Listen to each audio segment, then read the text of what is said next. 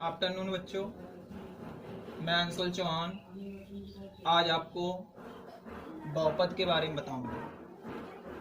बहुपद जो कि तुम्हारी क्लास का 10th का सेकंड चैप्टर है, जिसे हम पॉलिनोमियल्स भी कहते हैं। वैसे तो कक्षा 9th में तुम लोगों ने पढ़ा होगा बहुपद। तो इसमें पहली बात आती है बहुपद। बहुपद होता क्या है? सबसे पहली बात आती है कि बहुपद होता क्या है। अच्छा, इसकी डेफिनेशंस वगैरह हम आप लोगों को पीडीएफ फाइल में दे देंगे, वहां से अपने नोट्स कंप्लीट कर लेना। यहां हम ओनली आपको समझाएंगे। तो बहुपद होता क्या है? पहली बात, बहुपद क्या? ऐसा बीजीय व्यंजक। अच्छा, बीजीय व्यंजक है तो उसमें चर राशियां भी होंगी और अचर राशियां भी होंगी। तो ऐसा बीजीय व्यंजक जिसमें चर राशि की घात धनात्मक पूर्णांक हो अथवा जीरो हो। मतलब एक ऐसा बीजीय व्यंजक जो चर राशि की धनात्मक अथवा शून्य घात के रूप में हो, बहुपद कहलाता है। बात समझ में आ रही है?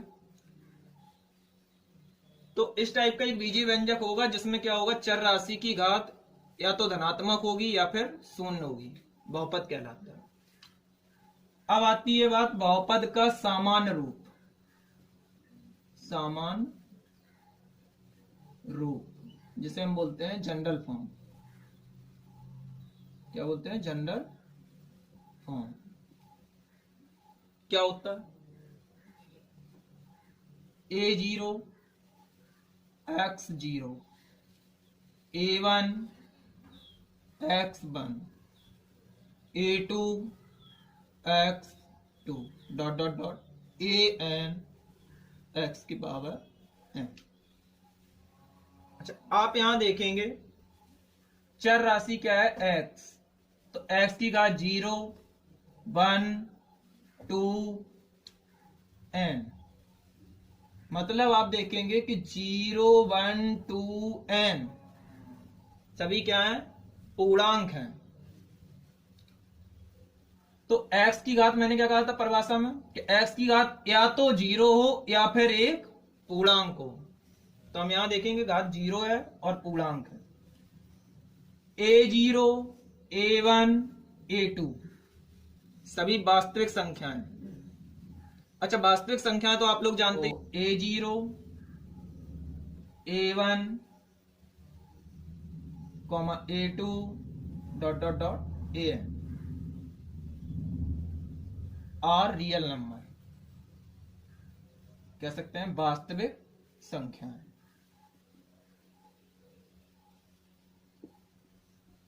वास्तविक संख्याएं, ठीक है। तो पहली बात आती है कि बहुपद क्या होता है?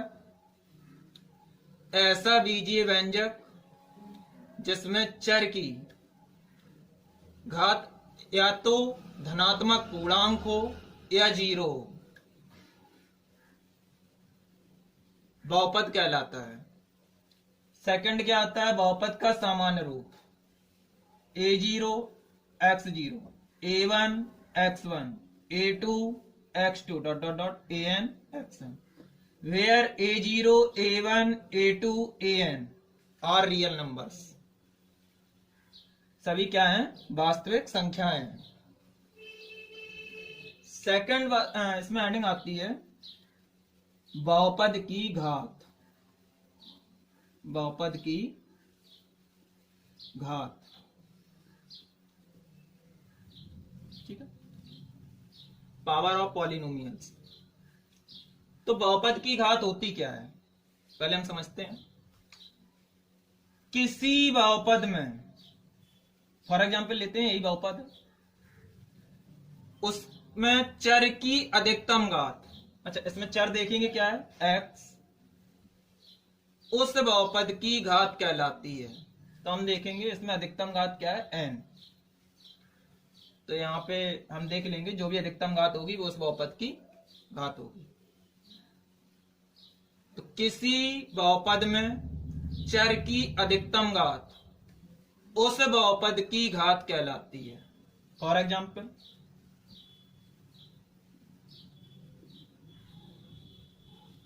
टू एक्स स्क्वायर माइनस 1, ये कोई बहुपद है। तो हम यहां देख सकते हैं x की अधिकतम घात, चर की अधिकतम घात, x क्या है, चर राशि है, इसकी अधिकतम घात 2 है, इसलिए घात बराबर 2। सेकंड एग्जांपल लेके चलते हैं, 9x³ माइनस 4x प्लस 2। तो x देखो यहां दोनों चर राशि हैं, लेकिन अधिकतम घात कितनी है, 3, यहां कुछ नहीं है, 1 होगा, इसलिए घात बराबर 3। फॉर एग्जाम्पल एक और लेके चलते हैं,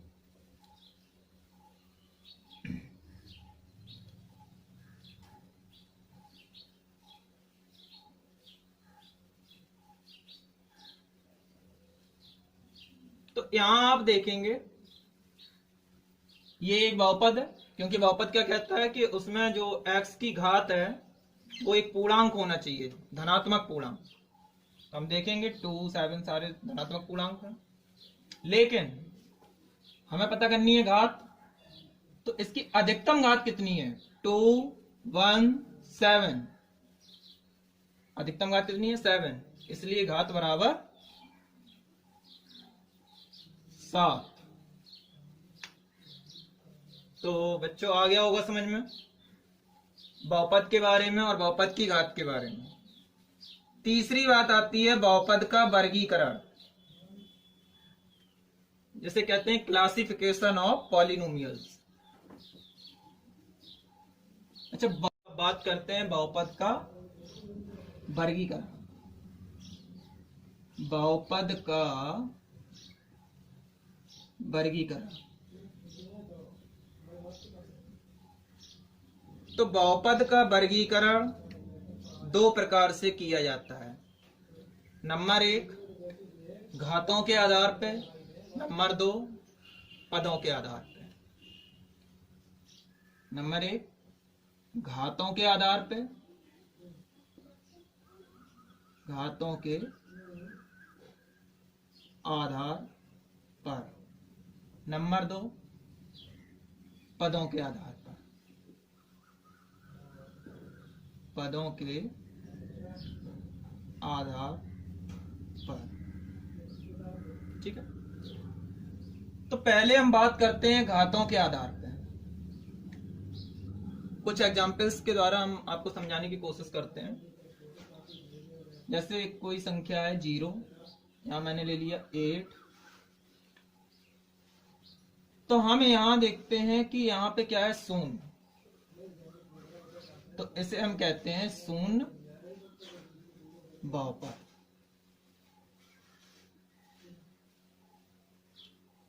अब यहां आप देखेंगे 8,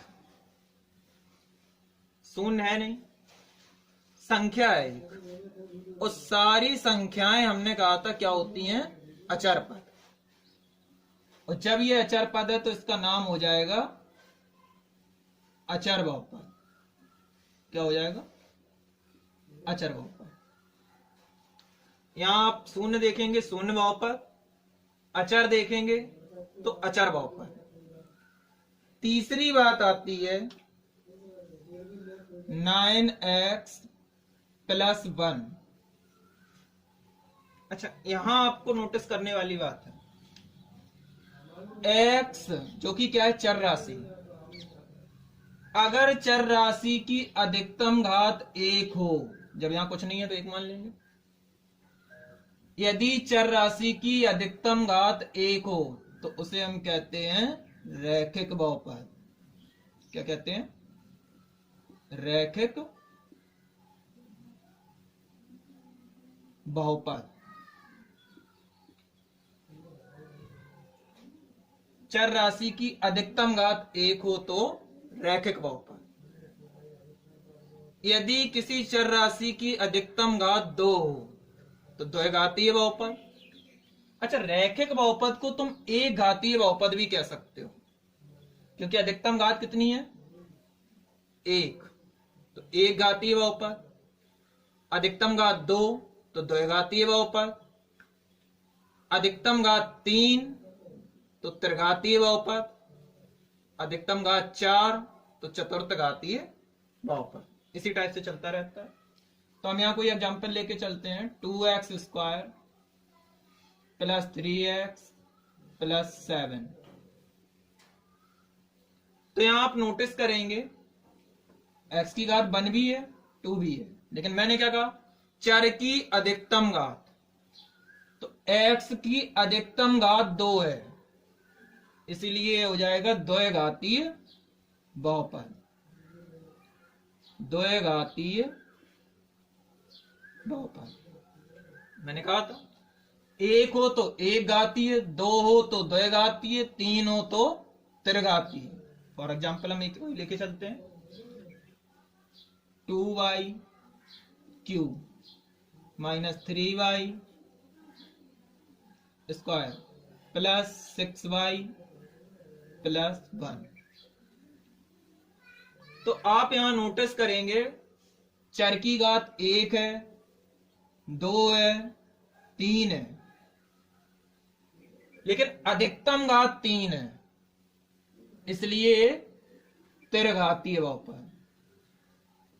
क्या हो जाएगा? त्रिघातीय बहुपद। इस एरो को मतलब समझ रहे होंगे, बहुपद होगा। फिर बात आती है, फिर से हम एक एग्जांपल कोई लेके चलते हैं। जैसे हम कहते हैं 10z की power 4 plus 7z plus 1z minus 8। तो मैंने पहले ही बताया था कि x, y, z सारे अल्फाबेट आपके चर राशियां होते हैं। तो आप यहां देखेंगे z क्या है? चर राशि है।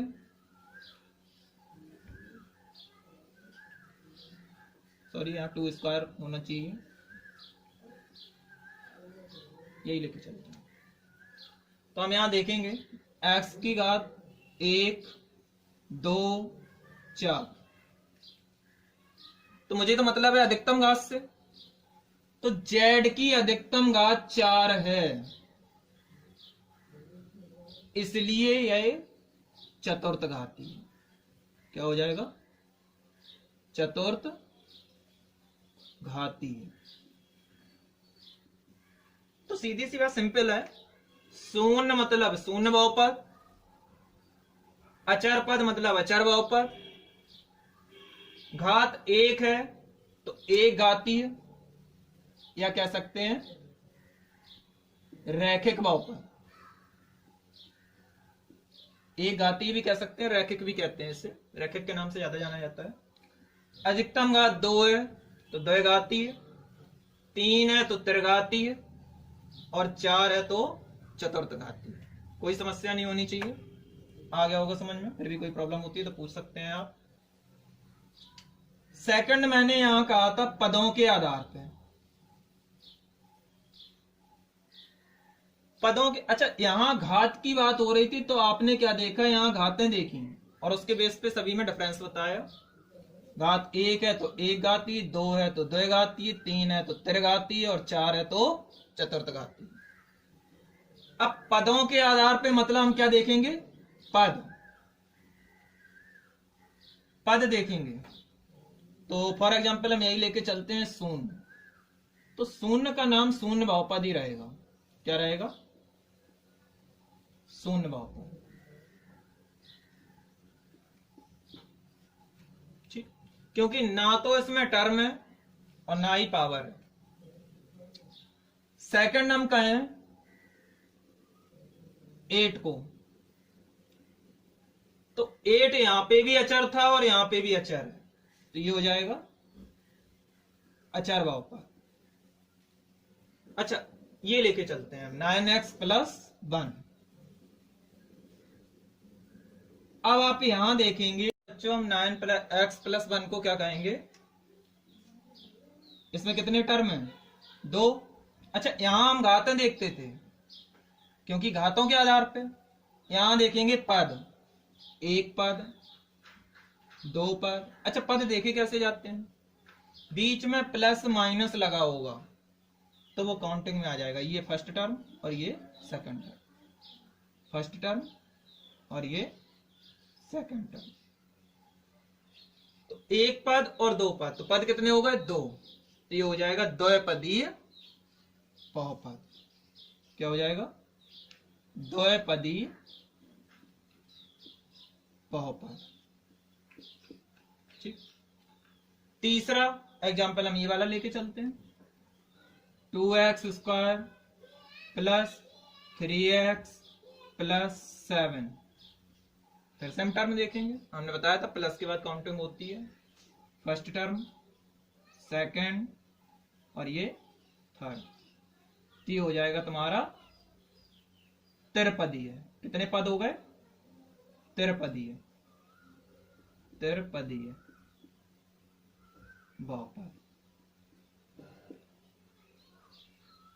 चौथा क्या है, यहां पे हम इसे लेके चलते हैं एग्जाम्पल में, तो इसी को हम यहीं से लेके चल देते हैं।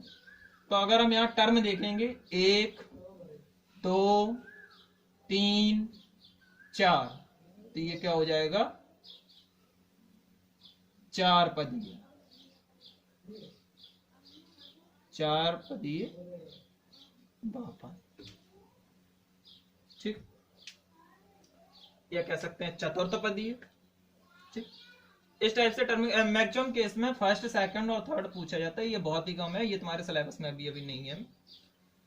तो हम पहले बात करते हैं घातों के आधार पे। घातें देखी, एक घात तो रैखिक, दो घात द्विघातीय, तीन घात त्रिघातीय और चार घात तो चतुर्थघातीय।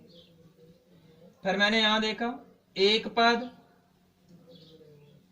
अब उस पद में क्या है कि अगर अचर है यहां 8 तो अचर बहुपद, दो पद तो द्विपदीय, तीन पद त्रिपदीय, चार पद चार। इस टाइप से ये हो जाता है बहुपद का वर्गीकरण। तो बच्चों अगली हेडिंग आती है बहुपद का मान। किसी बहुपद का मान ज्ञात करना। ये लिखने की जरूरत नहीं है, हम पीडीएफ फाइल में आपको प्रोवाइड कर देंगे, तो आप वहां से राइट कर लेंगे। तो अगली हेडिंग आती है बहुपद का मान। बहुपद का मान, या कह सकते हैं वैल्यू ऑफ पॉलिनोमियल्स। क्या कह सकते हैं, वैल्यू ऑफ पॉलिनोमियल।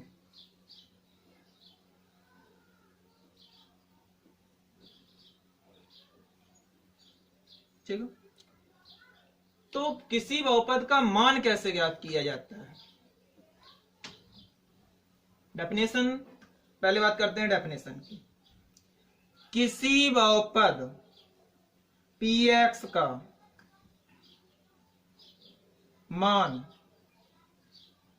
उसमें कोई वास्तविक संख्या रखने पर प्राप्त मान उस वास्तविक संख्या पर उस बहुपद का मान कहलाता है। नहीं आया समझ में, नहीं आया होगा, हम फिर से एक बार एक्सप्लेन करते हैं और एग्जाम्पल से बताएंगे तो ज्यादा समझ में आएगा। किसी वास्तविक संख्या पर किसी बहुपद का मान उस वास्तविक संख्या को उस बहुपद में रखने पर ज्ञात किया जाता है। जैसे मैंने माना कोई ये बहुपद है px, ठीक, पॉलिनोमियल इन x, मतलब x में है कोई पॉलिनोमियल, तो इसमें हम कोई x की जगह संख्या रखते हैं, वास्तविक संख्या। वास्तविक संख्या मतलब सारी काउंटिंग्स नंबर, पॉजिटिव नंबर्स हो जाएंगी या नेगेटिव नंबर्स। तो हम x की जगह कोई वैल्यू रखेंगे, रियल नंबर रखेंगे, तो जो px का मान आएगा वो इस बहुपद का मान होगा। माना कि हम इसमें रखते हैं x is equal to a, where a is a real number.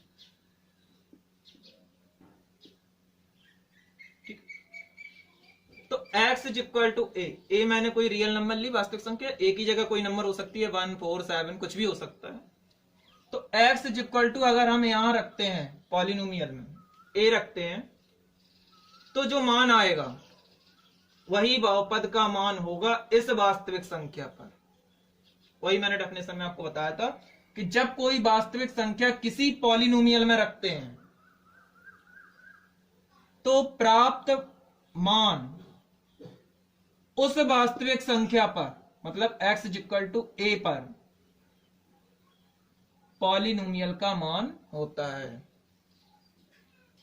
तो बहुपद का मान इस वास्तविक संख्या, अलग अलग वास्तविक संख्याओं पे अलग अलग होगा, डिफरेंट डिफरेंट वैल्यू हो जाएंगी।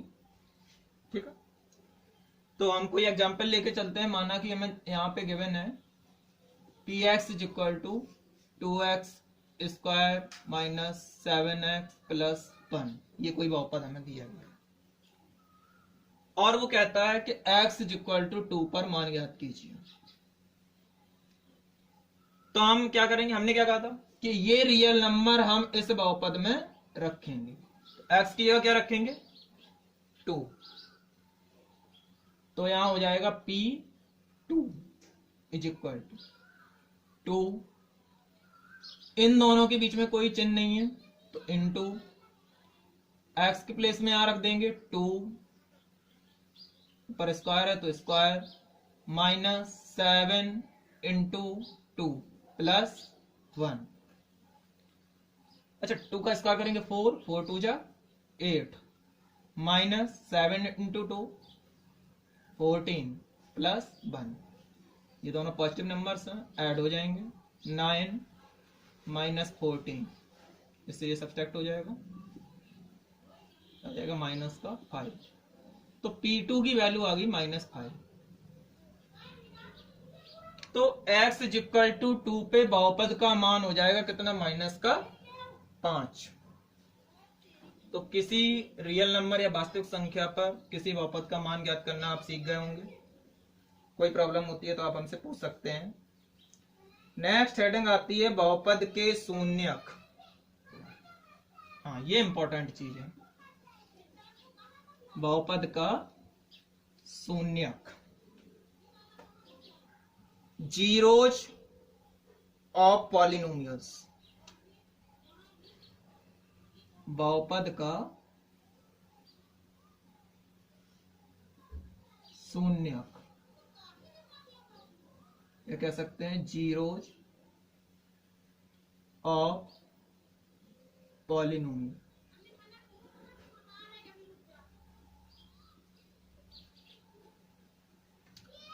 हाँ तो बच्चों, बहुपद का शून्यक, किसी बहुपद का शून्यक क्या होता है? किसी बहुपद का शून्यक, वैसे सिंपल सी लैंग्वेज में हम कह सकते हैं x के जिस मान पर या चर के जिस मान पर उस बहुपद का मान शून्य हो, उस बहुपद का शून्यक कहलाता है। मतलब बहुपद मैंने मान लिया, यहां पे बहुपद हमारा क्या है, px। px is equal to कोई हमें पॉलिनोमियल दिया गया है 2x माइनस 7। तो x के जिस मान पर px का मान 0 हो, वही x का मान इसका शून्य कहलाता है। ठीक है, या कह सकते हैं इसे हम शून्य को इसका मूल भी कहते हैं। ठीक, डेफिनेशन हम इसकी दे देंगे। तो x का y मान जिस पे बहुपद का मान 0 हो, उस बहुपद का शून्य कहलाता है। समझ गए होंगे, कोई दिक्कत नहीं है। नेक्स्ट हेडिंग आती है बहुपद के शून्यकों का ज्यामितीय अर्थ। बहुपद के शून्यकों का ज्यामितीय अर्थ। ठीक है, तो हम यहां बात करेंगे बहुपद के शून्यकों का ज्यामितीय अर्थ। अच्छा, बहुपद के शून्य का आप जानते हैं जिसपे बहुपद का मान शून्य हो। तो हम कोई यहां बहुपद लेके चलते हैं px इज इक्वल टू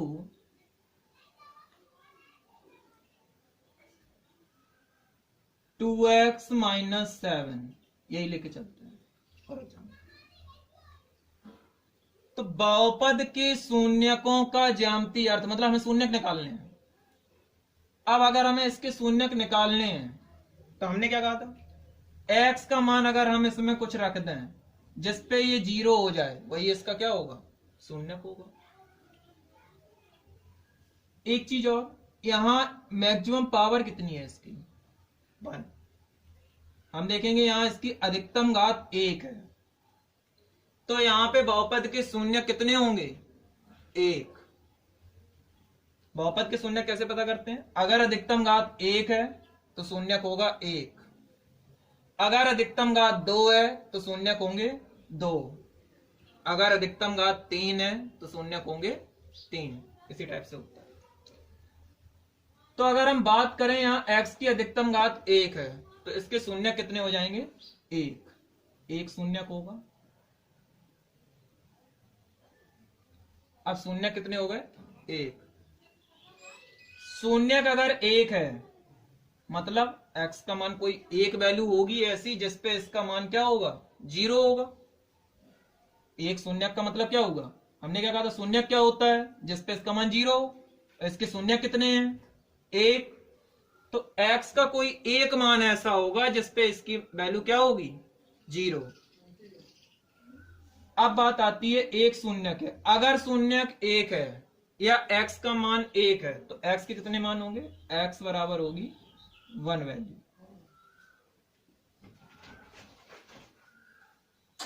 अगर x का मान 1 है तो इसका जो ग्राफ होगा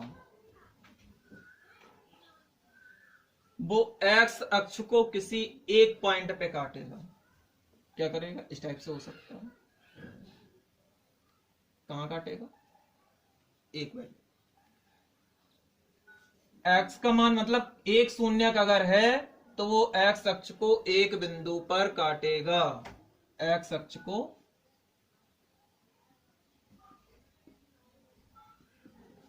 एक बिंदु पर काटेगा।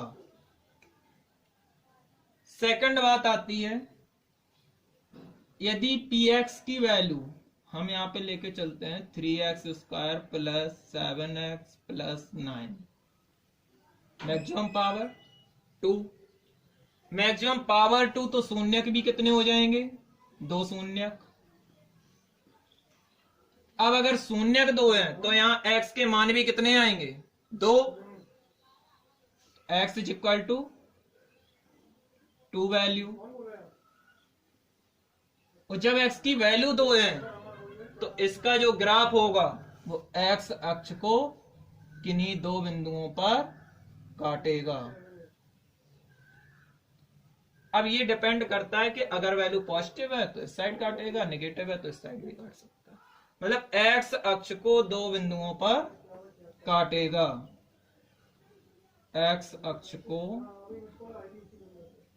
2 बिंदु पर काटेगा। तीसरी बात, अगर हम कोई पॉलिनोमियल लेके चलते हैं जिसमें x की घात कितनी हो, 3, तो शून्यक भी 3, तो यहां x की वैल्यू भी 3, तो जो ग्राफ होगा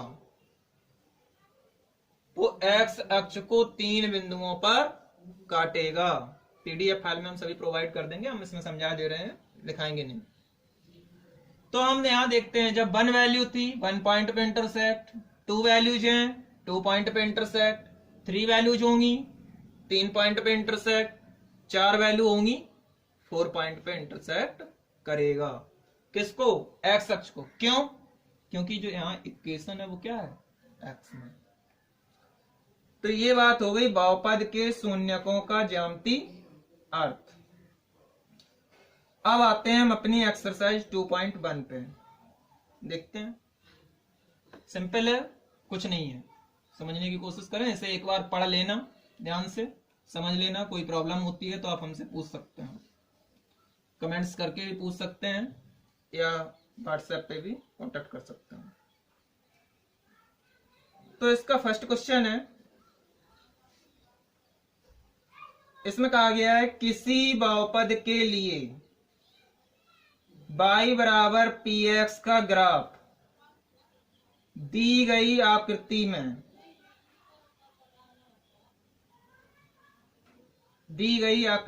आकृति कोई दी गई है, उसमें हमें शून्यकों की संख्या बतानी है। अपनी सिंपल लैंग्वेज में समझते हैं।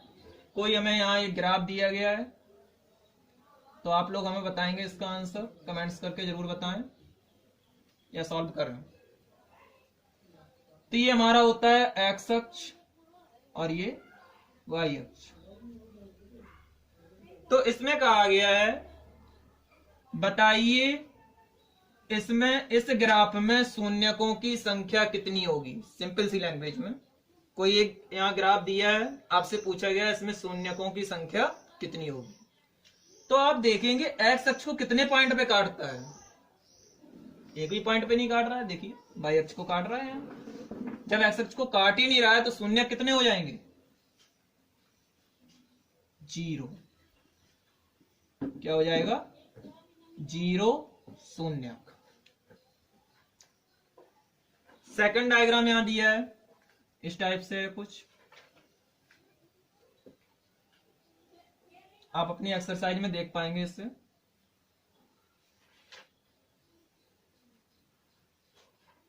ये मूल बिंदु होता है एक्स वाई। कहा गया है यहां शून्यकों की संख्या। तो आप देखेंगे हमने क्या कहा था, शून्य कितने होंगे? जितने पॉइंट पे वो एक्स अक्ष को काटता है। तो आप देखें ग्राफ कुछ भी हो, यहां आप ग्राफ में देखेंगे ये यहां काट रहा है लेकिन ये वाई अक्ष है। तो आप क्या नोटिस करेंगे, ये कितने पॉइंट पे? 1 पॉइंट पे। जब ये 1 पॉइंट पे इंटरसेक्ट कर रहा है तो इसमें शून्य कितने हो जाएंगे? 1 शून्य। बात समझ में आ रही है? यहां किसी पॉइंट पे एक्स अक्ष को इंटरसेक्ट नहीं करता है तो 0 शून्य। यहां 1 पॉइंट पे करता है तो 1 शून्य। ऐसे हम और भी आपको डायग्राम दिखाते हैं, क्लियर हो जाएगा आप लोगों का।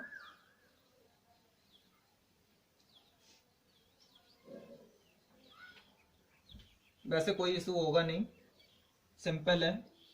एक बार आप दी गई डेफिनेशंस को पढ़ लें। तो यहां आप इस ग्राफ में पूछा गया है आपके कितने शून्यक होंगे। आप देख सकते हैं एक्स अक्ष को, भाई इस पॉइंट से कोई लेना देना नहीं है, इसे आप क्रॉस कर दें, बिल्कुल कोई मतलब नहीं। यहां देखेंगे एक्स अक्ष को, एक पॉइंट फर्स्ट, यहां सेकंड पॉइंट, और यहां आप देखेंगे थर्ड पॉइंट। 3 बिंदुओं पे इंटरसेक्ट करता है। तो कितने शून्यक हो जाएंगे? 3 शून्य। कितने होंगे? 3 शून्य। तो इस टाइप से इसमें और भी डायग्राम दिए गए हैं जिन्हें आप एक्सरसाइज हम प्रोवाइड करा देंगे आपको, उससे सॉल्व करें और कोई प्रॉब्लम होती है तो हमसे कांटेक्ट करें। मैंने तीनों एग्जांपल बता दिए। यहाँ 0 शून्य, 1 शून्य, 3 शून्य। इसी टाइप से हम और भी एग्जांपल आपको बता देते हैं। माना कि ये कोई ग्राफ दिया है इस टाइप से, तो आप यहाँ पे देख सकते हैं कितने पॉइंट पे इंटरसेक्ट करता है? 4 पॉइंट। तो कितने हो जाएंगे? 4 शून्य। इसी टाइप से अगर दिया है ये, तो आप यहां देख पाएंगे कितने पॉइंट पे करता है? 2 पॉइंट पे, तो कितने शून्य? 2 शून्य। तो बच्चों आपको समझ में आ गया होगा। फिर भी अगर कोई प्रॉब्लम होती है तो आप हमसे कांटेक्ट कर सकते हैं। सेकंड क्वेश्चन देखते हैं। कहा गया है किसी बहुपद gx के लिए y बराबर gx का ग्राफ नीचे दिया गया है। प्रत्येक स्थिति में gx के शून्यकों की संख्या बताइए। यहां कुछ क्वेश्चन में डिफरेंस नहीं है। कहा गया था px एक बहुपद है, px का ग्राफ दिया गया है, शून्यकों की संख्या बतानी है। नेक्स्ट क्वेश्चन में कुछ नहीं है, px की जगह ओनली कर दिया है क्या? gx। तो चाहे px हो या gx हो, मुझे तो एक फंक्शन से मतलब है। ये भी एक क्या है? x का फंक्शन है और ये भी x का फंक्शन है। तो नीचे gx का ग्राफ दिया गया है, तो थोड़ी देर के लिए आप मान लें कि यही gx का ग्राफ है। यही मान लिया मैंने कि gx का ग्राफ है, तो इसमें शून्य की संख्या 0। चाहे ये ग्राफ px का हो या gx का हो, इससे कोई मतलब नहीं है। आप तो केवल ये देखेंगे कि ग्राफ में कितने पॉइंट पर x अक्ष को इंटरसेक्ट करता है। x अक्ष को जितने बिंदुओं पे काटेगा उतने ही उसके शून्य होंगे। अब यहाँ px, gx, rx कुछ भी देख सकता है, कोई प्रॉब्लम नहीं है। सेकंड क्वेश्चन सेम ऐसा ही है। हमें आशा है कि आप लोग कर लेंगे। फिर भी अगर कोई प्रॉब्लम होती है तो आप कांटेक्ट कर सकते हैं। ओके।